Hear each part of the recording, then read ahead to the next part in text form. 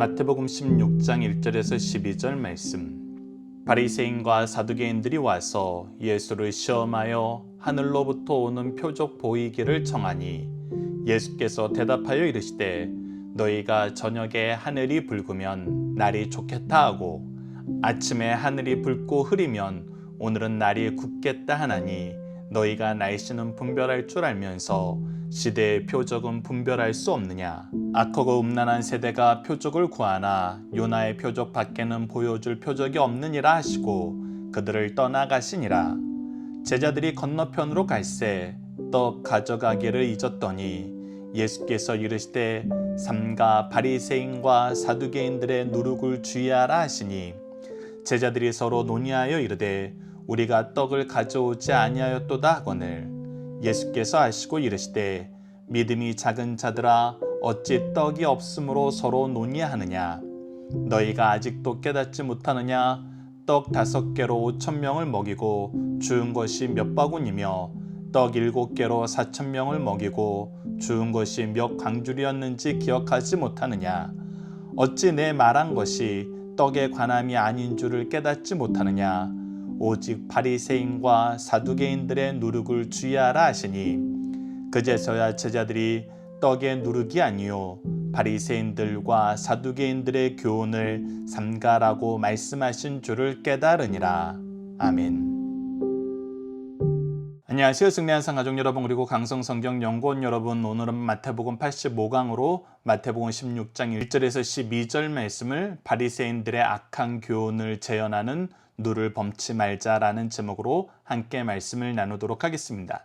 승리한 삶 박유일 목사님의 구속사로 조망한 성경 연속 강해집을 통해서 편집이 되어 있고요. 이번 달 저희들이 나누는 마태복음 15장에서 21장 내용은 마태복음 강해집 3권을 통해서 편집이 되어 있습니다. 자, 오늘 본문 말씀을 봅시다. 오늘은 바리새인들과 사두개인들이 찾아와서 예수를 다시 시험하는 말로 시작을 합니다. 1절을 보십시오. 바리새인들과 사두개인들이 와서 예수를 시험하여 하늘로부터 오는 표적 보이기를 청하니 라고 기록되어 있습니다. 자, 하늘로부터 오는 표적을 보여달라고 요청하는 이유가 무엇입니까? 그것은 예수님께서 메시아심을 인정하는데 이 하늘로부터 오는 표적이 필요하다고 얘기를 하는 것입니다. 근데 이들이 지금 접근한 이유는 무엇일까요? 이들이 예수님을 메시아로 인정하고 싶어서 지금 접근을 한 것일까요? 예수님을 믿기 위한 이유를 찾기 위해서 이런 질문을 하는 것일까요? 그렇지 않다는 것입니다. 오히려 이들은 예수님께서 메시아가 아니라는 것을 많은 사람들에게 선전하고 싶어서 지금 예수님께 이런 표적을 구하는 것입니다. 그래서 예수님을 함정에 빠뜨리기 위한 것이기 때문에 이 시도를, 이 태도를 뭐라고 기록한 거냐면 시험하였다고 기록을 한 것입니다. 근데 이때 예수님은 뭐라고 얘기하십니까?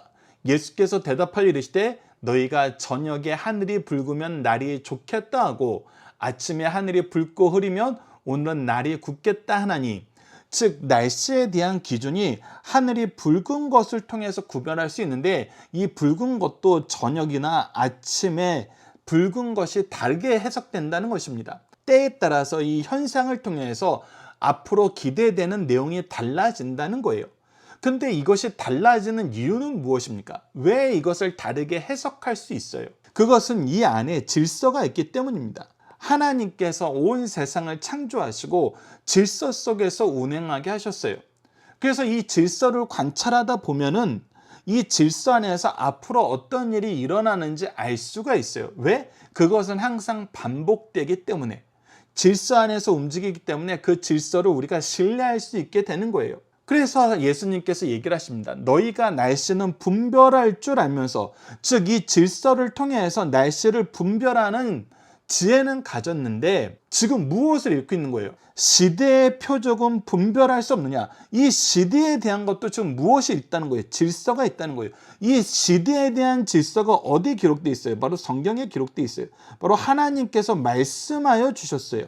하나님께서 말씀하여 주신 질서가 있기 때문에 우리가 시대를 분별할 수 있어야 돼요. 그런데 이들은 지금 못하고 있어요. 분별할 수 없어요. 분별하지 못하고 있어요. 그러면서 뭐하고 있어요? 4절, 악하고 음란한 세대가 표적을 구하나.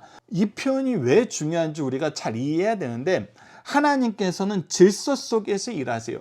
미리 말씀하신 것을 성취하시면서 일하세요. 하나님께서는 변함이 없으신 분임을 우리에게 끊임없이 나타내주고 있어요. 그런데 이들이 지금 현재 구하는 표적은 뭐예요?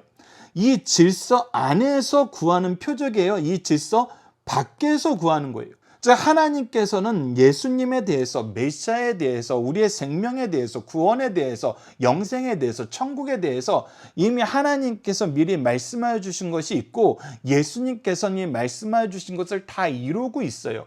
그렇다면 이 질서 안에서 예수님이 메시아이심을 우리가 분별할 수 있어요. 영적 통찰력을 가질 수 있어요. 근데 이들은 이 질서 안에서 요구하는 것이 아니라 이 질서 밖에서 표적을 구해요. 그렇다면 이것은 하나님이 세우신 질서예요? 사람이 세운 질서예요? 사람이 세운 질서예요. 그러면 사람이 세운 질서로 무엇을 폐지하려는 거예요? 하나님이 세우신 질서를 폐지하려는 거예요. 하나님께서 이루어 주시겠다는 것을 통해서 우리가 분별해야 되는데 하나님이 우리에게 약속하신 그걸로 나는 인정하기 싫고 내 것이 이루어져야 인정할 수 있다는 거예요. 그것을 지금 성경은 무엇이라고 표현하고 있냐면 음란한 것이라고 표현하고 있어요. 하나님의 기준에서 벗어난 거, 하나님의 질서에서 벗어난 거, 하나님의 말씀을 인정하지 않고 하나님보다 자기가 더 우위에 서는 거, 이것이 바로 음란한 거거든요. 하나님보다 더 사랑하는 것이 있는 거, 하나님을 사랑하지 않기 위해서 계속 악으로 달려가는 거, 그것이 음란이에요. 그런데 이들은 지금 그것을 구하고 있는 거예요. 하나님이 세우신 질서에서 가장 중요한 것은, 가장 중요한 양을 차지하고 위치를 차지한 것은 우리를 향한 하나님의 구원의 역사예요. 성경은 특별히 이 부분을 우리에게 강하게 가르쳐주고 있어요. 그래서 우리가 성경을 구속사로 조망해야 된다고 얘기하는 거잖아요. 성부께서 구원을 계획하시고 성자께서 구원을 성취하시고 성령께서 이 구원을 우리에게 적용시켜 주시는 이 삼위일체 하나님의 역사를 통해서 우리가 성경을 이해하는 거예요. 그랬을 때 우리는 예수 그리스도께서 메시아 되심을 부인할 수 없어요. 즉 하나님의 말씀 안에서는 예수님이 메시아 되신 걸 부인할 수 없어요. 그런데 이들은 어떻게 하는 거예요? 부인하기 위해서 하나님이 세워주신 질서 안에서 보는 것이 아니라 자기네들이 원하는 표적을 요청하는 거예요. 그리고 자기네들의 뜻이, 자기네들이 원하는 것이 이루어지지 않으면 나는 당신 인정할 수 없습니다. 그리고 이것을 자기만 생각하는 것이 아니라 다른 사람에게도 강요하기 위해서 지금 이런 질문을 하는 것이라는 겁니다. 그래서 이것이 시험이라고 불리우는 거예요. 자, 함께 묵상할 말씀을 통해서 이 부분을 좀 더 보도록 하겠습니다. 우리가 예수 그리스도의 메시아 되심을, 구원의 때가 왔음을 하나님의 역사를 통해서 보게 되면 항상 이 말씀을 인정할 수밖에 없습니다. 로마서 13장 11절입니다. 또한 너희가 이 시기를 알거니와 자다가 깰 때가 벌써 되었습니다. 이는 이제 우리의 구원이 처음 믿을 때보다 가까워왔습니다. 예수 그리스도를 통해서 구원이 성취되고 나면은 이 구원의 역사가 계속 선포되게 되고 이 구원의 역사를 통해서 하나님께 돌아오는 믿음의 역사가, 믿음의 열매가 계속 열리게 돼요. 그리고 예수 그리스도의 때는 정해져 있기 때문에 그 때는 우리에게 점점 다가오는 삶을 살고 있어요. 그렇기 때문에 예수 그리스도를 통해서 구원이 완성된 시대에 사는 사람들을 은혜의 시대에 사는 사람이라고 말함과 동시에 예수 그리스도의 때가 가까우기 때문에 말세를 사는 사람이라고 얘기를 하는 거예요. 그래서 우리는 이 믿음을 가지고 그 때를 얘기하는, 그 때를 준비하는 삶을 사는 거예요. 이것은 구약에서도 끊임없이 얘기하는 것입니다. 전도서 3장 11절에서 13절을 보십시오. 하나님이 모든 것을 지으시되 때를 따라 아름답게 하셨고 하나님께서 정해준 질서가 있다는 거예요. 또 사람들에게 영혼을 사모하는 마음을 주셨으니 하나님 안에서 하나님과 함께하는 마음을 우리에게 주셨어요. 이것이 창조의 질서예요. 창조의 질서입니다. 그러나 하나님이 하시는 일의 시종을 사람들이 측량할 수 없게 하셨다. 그러나 이것을 우리가 다 이해할 수는 없어요. 우리의 상상 밖이고 우리의 능력 밖이에요. 그래서 이해하는 게 아니라 무엇하는 거예요? 믿는 거예요. 믿음으로 사는 거예요. 그래서 사람들은 믿음으로 사는데, 믿음으로 사는 사람들은 어떤 삶을 사냐면 사람들이 사는 동안에 기뻐하며 선을 행하는 것보다 더 나은 것이 없는 줄을 내가 알았고 사람마다 먹고 마시는 것과 수고함으로 낙을 누리는 그것이 하나님의 선물인 줄을 또한 알았도다. 즉 하나님의 기준으로 살면서 그것이 바로 선을 행하면서 사는 거예요.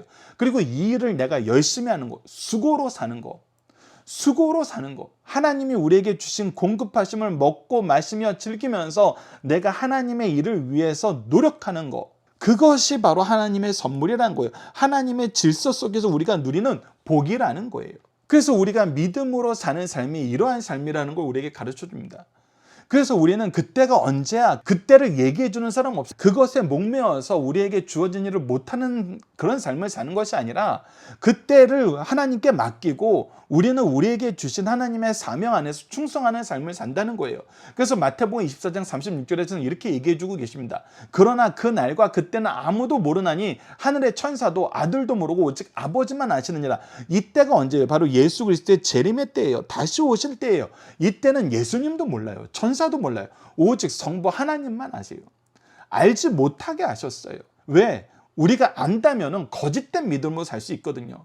그때만 믿는 척 할 수 있거든요. 그런데 하나님은 그걸 아세요. 그거는 우리가 믿음으로 사는 걸 오히려 방해를 해요. 우리가 믿음으로 산다는 것은 그때가 오을 믿고 그때를 준비하는 삶을 사는 거예요. 하나님이 원하시는 삶을 사는 거예요. 이 4절 말씀을 마태복음 23절에서 다시 한번 얘기하십니다. 마태복음 23장 39절에서 40절 말씀을 봅시다. 예수께서 대답하여 이르시되 악하고 음란한 세자가 표적을 구하나 선지자 요나의 표적밖에는 보일 표적이 없느니라. 이 표적이 왜 중요한 거예요? 그 부분에 대한 40절의 설명이 23장에는 기록되어 있습니다. 요나가 밤낮 사흘 동안 큰 물고기 뱃속에 있었던 것 같이 인자도 밤낮 사흘 동안 땅속에 있으리라. 즉 그가 죽으시고 부활하심의 표적이 하나님께서 구원의 성취를 우리에게 보여주는 완전한 표적이라는 거예요. 이것을 통해 믿지 못한다면 너희들은 믿지 못한다는 거예요. 그래서 우리가 첫 번째, 두 번째 문제를 보도록 하겠습니다. 첫 번째, 바리새인들이 예수님을 시험하려는 이유는 무엇입니까? 믿지 않기 위해서 시험하는 거예요. 하나님의 질서 안에서, 말씀 안에서 하나님이 우리에게 약속하신 그 내용 안에서 예수 그리스도를 보면 믿지 않을 수가 없어요. 하나님이 주신 틀 안에서는 믿지 않을 이유가 없어요. 근데 믿지 않으려고 다른 기준, 다른 표적, 다른 질서를 요구하는 거거든요. 그 질서는 누가 만들었어요? 내가 만들었어요. 내가. 사람이 만든 거예요. 예수님은 바리새인과 사두개인들에게 무엇이 없음을 책망하나요? 하나님 말씀 안에서 예수님을 보면은 예수 그리스도께서 메시아이심을 믿을 수밖에 없는 영적 통찰력을, 하나님이 주신 지혜와 지식을 가지게 돼요. 그런데 이들은 하나님이 주신 믿음이 없는 거예요. 하나님이 주신 영적 통찰력이 없는 거예요. 오히려 하나님의 말씀을 가장 잘 알고 가장 가까이 하면서 이 일을 열심히 하라고 주어진 직분에 있는 사람들이 오히려 믿지 않을 이유를 성경 밖에서 계속 찾고 다녀요. 가장 행복하고 가장 좋은 자리에 있는 사람이 가장 어리석고 가장 배역한 짓을 하는 거예요. 그래서 음란하다고 표현이 되는 것입니다. 자, 이제 두 번째 단락을 봅시다. 5절에서 6절입니다. 제자들이 건너편으로 갈새 떡을 가져가기를 잊었더니 예수께서 이르시되 삼가 바리새인과 사두개인들의 누룩을 주의하라. 자, 제자들은 여전히 육적인 부분에 부족한 것을 생각하고 있어요. 그런데 예수님은 무엇을 얘기하고 계시냐면 영적인 부분, 믿음에 관한 부분을 얘기하고 있어요. 그래서 우리가 평행 말씀을 통해서 이 말씀을 좀 더 보면은 마가복음 8장 14절을 보면 제자들이 떡 가져오기를 잊었음에 배에 떡 한 개밖에 그들에게 없더라. 지금 예수님과 12 제자만 있어서 13명이에요. 근데 이들에게 지금 떡이 딱 하나 남은 거예요. 그러니까 곤란해진 거죠. 힘들어진 거예요. 그리고 이것 때문에 염려하기 시작했어요. 근데 예수님께서는 그게 염려할 거리가 아니라는 거예요. 지금 너희들이 직면한 상황이 무엇이냐는 거예요. 너희들이 직면한 상황에 대한 이해를 하지 못하면은 이게 너무나 큰 일이 된다는 거예요. 지금 이들이 직면한 상황에 대한 이해는 우리가 세 번째 단락에서 보겠습니다. 그래서 예수님께서 뭐라고 얘기하시면 누가복음 10장 1절에 이렇게 얘기합니다. 그 동안에 무리 수만 명이 모여 서로 밟힐 만큼 되었더니 예수께서 먼저 제자들에게 말씀하여 주시되 바리새인들의 누룩 곧 외식을 주의하라. 너희들이 주의해야 되는 것은 바리새인들의 누룩인데 그것이 무엇이면 바로 외식하는 거라는 거예요. 자기네들이 잘 믿고 있고 잘 믿기 위해서 질문하는 것처럼 지금 꾸며서 얘기하는데 이들은 믿지 않으려고 지금 질문하는 거예요. 믿지 않기 위한 질문이라는 그 증거가 뭐예요? 그들이 하나님의 말씀 안에서 예수님을 보는 것이 아니라 자기의 기준으로 예수님을 보고 자기의 기준이 채워지지 않으면 하나님의 말씀대로 모든 것이 성취되고 하나님의 말씀대로 모든 것이 완성됨에도 불구하고 나 이거 거부하겠다고 얘기하는 거거든요. 이건 하나님 믿는 사람이 아니에요. 하나님을 믿지 않는 사람이 이렇게 얘기하죠. 그런데도 나 믿는 사람처럼 믿기 위해서 질문한 것처럼 하기 때문에 이것이 외식이라는 거예요. 그래서 바리새인들과 사두개인들의 누룩은 무엇인가요? 바로 외식이라는 것입니다. 믿지 않기 위해서 하는 걸 믿는 것처럼 포장하는 거예요. 자기를 위한 열심을 하나님을 위한 열심인 것처럼 포장하는 거예요. 끊임없이 하나님을 거역하지만 자기가 가장 의로운 것처럼 보이려는 거예요. 그래서 이제 제자들을 향한 더 구체적인 교육이 들어갑니다. 그것이 바로 세 번째 단락입니다. 7절부터 12절 봅시다. 제자들이 서로 논의하여 이르되 우리가 떡을 가져오지 아니하였도다 하거늘 예수께서 아시고 이르시되 믿음이 작은 자들아 너희들이 어찌 떡이 없으므로 서로 의논하느냐. 지금 너희들이 경험한 것이 무엇이냐. 우리가 지금 먹을 떡이 있고 없고를 너희들이 왜 염려하느냐. 우리가 앞서 마가복음 말씀을 통해서 확인한 것처럼 지금 너희들이 하나 남아있지 않느냐. 그 하나로 우리가 무엇을 할 수 있는지 너희들이 이미 경험하지 않았느냐. 그것이 바로 9절부터 나타납니다. 너희가 아직도 깨닫지 못하느냐. 떡 5개로 5,000명을 먹이고 주운 것이 몇 바구니며 떡 7개로 4,000명을 먹이고 주운 것이 몇 광줄이었는지를 기억하지 못하느냐. 어찌 내 말한 것이 떡의 관함이 아닌 줄을 깨닫지 못하느냐. 아니 그 하나가 있으면은 5,000명도 먹이고 4,000명도 먹이는 걸 너희들이 확인을 했는데 지금 이 배 안에 있는 우리 먹을 것을 해결해 주실 것을 왜 믿지 못하느냐. 여전히 왜 예수 그리스도를 통해서 나타나는 은혜의 풍요로움에 대해서 너희들이 인정하고 의지하고 그 안에서 사는 것이 아니라 여전히 세상 것에 염려하면서 정말 중요한 이 질문, 정말 중요한 유혹에 대한 능력은 왜 갖추려고 하지 않느냐. 그러면서 얘기하십니다. 11절 오직 바리새인들과 사두개인들의 누룩을 주의하라 하시니. 왜 이 사람들의 누룩을 주의해야 돼요? 이들이 지금 가지고 있는 건 뭐였어요? 바로 기준을 바꾸는 거였어요. 하나님이 세우신 질서보다 자기의 질서, 자기의 기준이 더 중요한 거예요. 하나님 거보다 자기께 더 커지는 삶을 살려고 그래요. 자기가 생각하는 것이 이루어져야 예수님이 메시아이심을 믿을 수 있겠다는 거예요. 이거는 끊임없이 어디서 멀어지게 만드는 거예요. 하나님의 기준, 하나님의 질서에서 멀어지는 거예요. 하나님의 기준, 하나님의 질서에서 멀어진다는 건 끊임없이 우리가 어디서 멀어지게 하는 거예요. 하나님이 주신 말씀에서 멀어지는 거예요. 하나님의 말씀이 아니라 내가 세우는 기준이 중요하다는 거예요. 이거는 앞서 우리가 자주 나눴던 장로들의 전통과도 연결이 되죠. 하나님의 것을 자기네들 것으로 패해버리는 거예요. 하나님의 것보다 자기네들 것이 더 높아진 거예요. 하나님의 뜻보다 자기네들의 뜻이 더 높아져 버리는 거예요. 그런데 이것을 사람들은 동의해버려요. 왜? 하늘로부터 오는 표적을 보면은 메시아임을 믿을 수 있을 것 같아요. 왜? 이것은 그동안 우리가 다 꿈꾸던 표적 같거든요. 우리가 다 놀랄 만한 표적이거든요. 우리 모든 사람들이 풍요롭게 느낄 수 있는 거거든요. 그러니까 우리가 하나님의 기준을 모르면은 이들이 얘기하는 것이 아니 창조주로서 하나님이 보낸 메시아로서 이것도 못한다는 건 말이 안 되잖아. 이렇게 얘기하는 거예요. 근데 여러분들 이 시험의 본질은 우리가 이미 마태복음에서 확인했었습니다. 그것이 무엇이었습니까?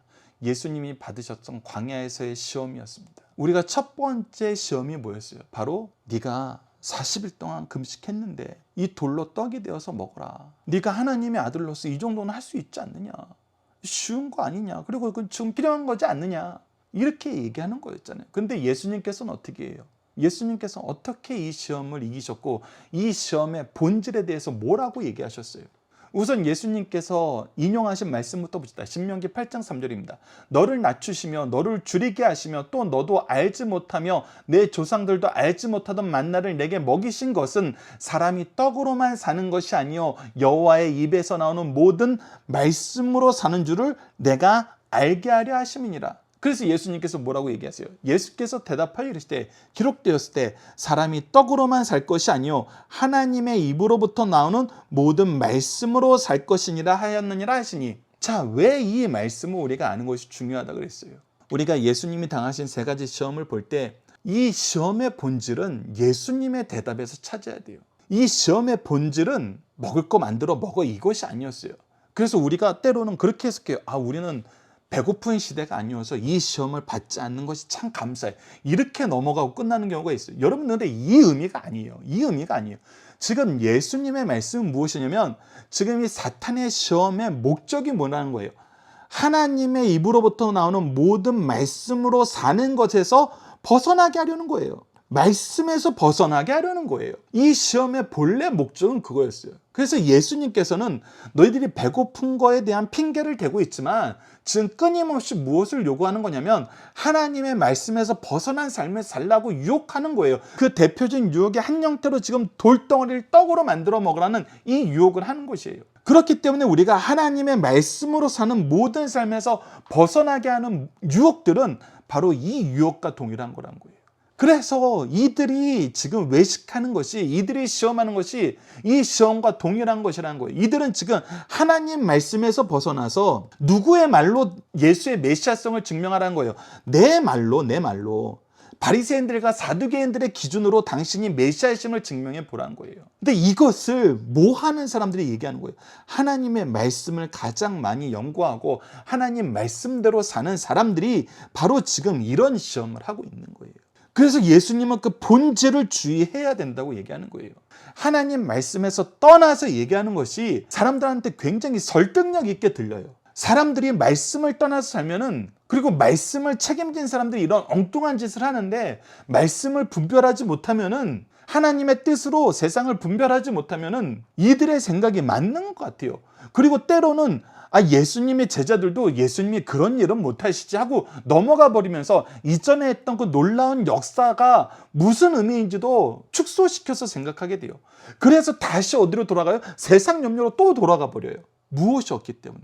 하나님이 주신 말씀에 대한 지혜가 없기 때문에, 영적 통찰력이 없기 때문에. 이것이 없으면 결국은 우리가 무엇 안에 서지 못해요? 믿음 안에 서지 못해요. 그래서 예수님이 주의하라고 하시는 거예요. 그랬더니 12절 보시죠. 그제서야 제자들이 떡에 누르기 아니요 바리새인들과 사두개인들의 교훈을 삼가라. 왜 이 교훈을 삼가해야 돼요? 이 교훈이 하나님 말씀에서 벗어나게 하는 교훈이기 때문이에요. 이것을 분별할 줄 알아야 된다는 거예요. 이것을 분별하지 못하면은 우리가 악에 휩쓸려 가게 돼요. 악과 짝하게 되고 악을 더 생산하게 돼요. 그것을 지금 바리새인들이 보여주고 있잖아요. 그래서 마지막 문제, 바리새인들과 사두개인들의 누룩을 주의해야 하는 이유는 무엇입니까? 이들이 하나님의 말씀에서 우리를 벗어나게 만들거든요.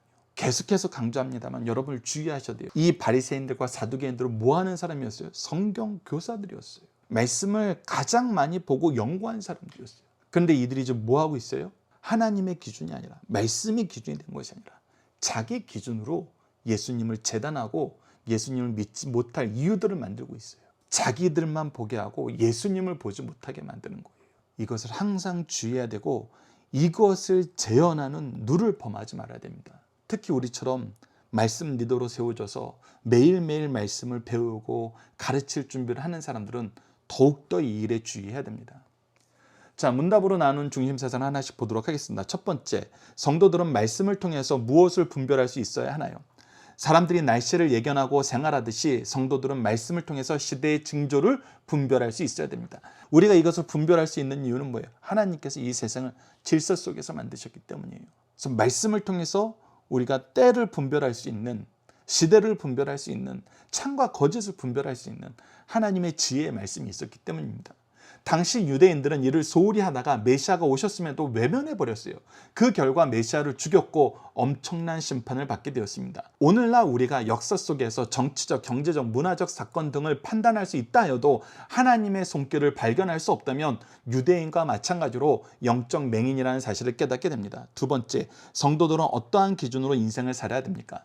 순수하게 하나님의 말씀을 따라 성경을 기준으로 인생을 살아야 됩니다. 순수하게 하나님의 말씀을 따라 살며 하나님의 뜻을 순종하기보다 자기가 소속된 단체, 교파, 교회, 국가 등의 주장과 이익에 몰두하다 보면 하나님의 말씀과 정반대되는 일을 할 수도 있습니다. 그것이 바로 유혹이에요. 이러한 것이 잘못된 교훈입니다. 그 대표적인 사람들이 예수님 시대의 바리새인들과 사두개인들이었어요. 이들은 자기들의 집단에 충성하다 보니 그것이 하나님의 뜻을 그르치고 거역하는 데까지 이룬 줄 모르고 도리어 하나님께 충성하는 것으로 착각했어요. 어느 시대나 이런 오류를 범할 수 있습니다. 이를 잘 살펴서 이런 오류를 재현하는 일이 없도록 해야 됩니다. 세 번째, 예수님의 제자들은 주님의 말씀을 잘 따르고 순종하는 삶을 살았나요?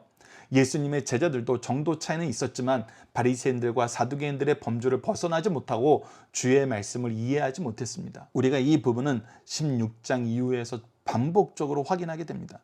그 이유는 제자들도 아직까지는 영적 무지, 믿음의 부족, 주신 은혜를 망각한 상태에 있기 때문입니다. 이를 치료하시는 것이 성령의 역사입니다. 그런데 너무나 감사한 것은 우리도 이런 역사를 반복할 수 있는데, 이런 실수, 이런 어리석음을 반복할 수 있는데 제자들을 고쳐 쓰셨던 것처럼 성령을 통해서 우리를 고쳐 써주신다는 것입니다. 성령의 역사로 말씀을 바로 깨닫게 되면 이런 오류에서 벗어날 수 있다는 사실을 힘있게 가르쳐 주십니다. 자, 이제 함께 훈련을 나누는 시간을 갖도록 하겠습니다. 암송 고백 결단 기도 훈련입니다. 오늘 본문 말씀을 통한 암송은 16장 11절입니다. 어찌 내 말한 것이 떡에 관함이 아닌 줄을 깨닫지 못하느냐, 오직 바리새인과 사두개인들의 누룩을 주의하라 하시니. 오늘 본문 말씀을 통한 믿음의 고백과 결단은 다음과 같습니다. 말씀으로 연단을 받고 기도로 깨어 시대를 분별하며 하나님의 때를 사모하며 주어진 소명을 충성히 감당하는 삶을 살게 하여 주소서. 이제 함께 기도 훈련을 나누도록 하겠습니다. 기도 훈련은 아직 기도가 어려우신 분들을 위해서 만든 것입니다. 다음과 같이 5단계를 통해서 우리가 훈련하고 있습니다. 먼저 하나님에 대해서 고백하는데 구속의 역사에 나타난 하나님을 배우고 고백하는 것입니다. 그리고 감사 기도를 하는 것입니다. 우리를 위해서 먼저 행하신 일을 감사하는 것입니다. 그리고 나서 회개입니다. 하나님의 뜻을 따르지 못함을 회개하고, 네 번째는 간구의 기도를 하는 것입니다. 주님 뜻 이루는데 쓰임받도록 도우심을 간구하고, 마지막으로 구속을 이루신 예수님 이름으로 기도하는 것입니다. 다음과 같이 기도합시다. 우리에게 하나님의 뜻을 분별하도록 언약의 말씀을 허락하신 하나님, 예수님의 가르침을 통해 주신 말씀을 잘 배우고 영적인 통찰력을 가지고 살게 하심을 감사합니다. 은혜의 말씀을 통해 하나님의 뜻과 때를 분별하여 승리하게 하셨는데, 말씀에 눈을 감고 기도의 입을 막아 스스로 어리석음에 빠짐을 용서하여 주소서. 하나님의 말씀을 가까이 하여 지혜를 얻고 기도를 통해 능력을 얻고 성령의 인도하심으로 승리의 역사를 선포하며 주님의 때를 준비하는 삶을 살도록 도와주소서. 예수님 이름으로 기도드립니다. 아멘. 감사합니다.